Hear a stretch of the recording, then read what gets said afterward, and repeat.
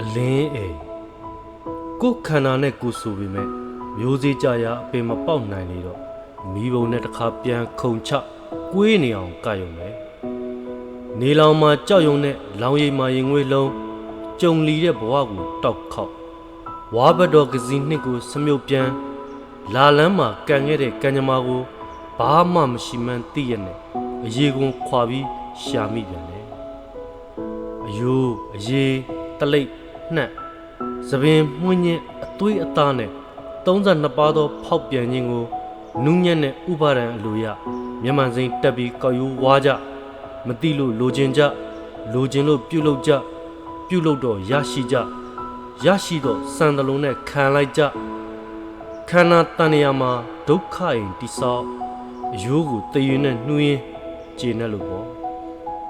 ငါကောင်ကိုငါပြန်မုံမိချိန်မှာတော့ဟိုဘက်ကန်းကမိထိန်ထိန်ကိုငေးမောတက်မရှိရွက်မပါလက်ပလာလဲမကူးရဲ